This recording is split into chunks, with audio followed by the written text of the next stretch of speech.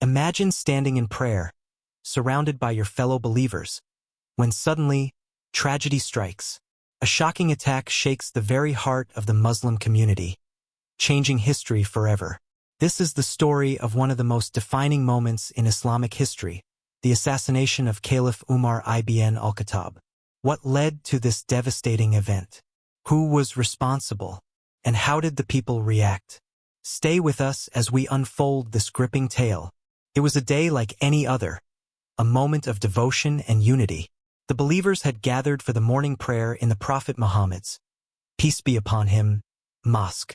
As usual, Umar ibn al-Khattab, the second caliph of Islam, ensured the prayer lines were straight before stepping forward to lead the congregation. His voice filled the air as he began reciting from the Quran, giving the latecomers time to join in.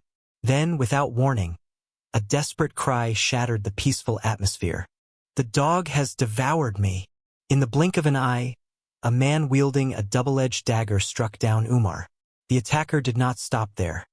He lunged left and right, stabbing everyone in his path. 13 people were wounded, and 7 lost their lives. Panic and confusion erupted in the mosque. The congregation was in shock. Who could commit such a brutal act? A brave Muslim saw what was happening and immediately threw a cloak over the attacker, trapping him. Realizing he had been caught, the assailant took his own life with the same dagger he had used to harm others. Who was this man and why did he attack the caliph? To understand the motive behind this tragic event, we must go back in time. After the Battle of Nahawand, many Persian captives were brought to the Muslim lands.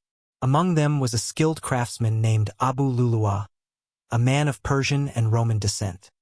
He was a fire worshipper and had been serving under the command of the Persian general Rostam Farrokhzad before being captured and sold as a slave. Abu Lulu'a became the property of Al-Mughira ibn Shu'bah, the governor of Basra. Despite his status as a slave, he was well known for his craftsmanship. He worked as a carpenter, blacksmith, and painter, possessing valuable skills. However, he grew resentful, particularly towards Umar ibn al-Khattab, whom he blamed for the defeat and downfall of his people. Umar had always been cautious about allowing non-Muslim captives to live in Medina. He believed it was risky to let those who resented Islam reside in the heart of the Muslim empire. However, upon Al-Mughira's request, Umar made an exception and allowed Abu Lulu'a to stay in Medina due to his useful skills. But resentment festered in Abu Lulu'a's heart. One day, he approached Umar and complained about the taxes his master imposed on him. Umar, known for his fairness, asked him about his work. Abu Lulu'a mentioned that he was a carpenter, painter, and blacksmith, adding that he could even build windmills. Umar, appreciating his skills, responded lightheartedly, "Then build one for me as well." Abu Lulu'a, filled with rage, muttered under his breath, "I will make a windmill for you that the world will speak of." The remark seemed strange, but Umar dismissed it. However, those around him later recalled his words, realizing that they carried a hidden threat. Determined to take his revenge, Abu Lulu'a crafted a deadly weapon, a dagger with a razor-sharp edge, its blade coated with poison. He hid his intentions well, waiting for the perfect moment to strike. And on that fateful morning, as Umar led the prayer, he saw his chance. The attack left Umar gravely wounded. Despite his severe injuries, his first concern was for his people. He instructed Abdur Rahman ibn Awf to continue leading the prayer so that the congregation could complete their worship. Once the prayer was over, Umar turned to his close companion Abdullah ibn Abbas and asked, "Who attacked me?"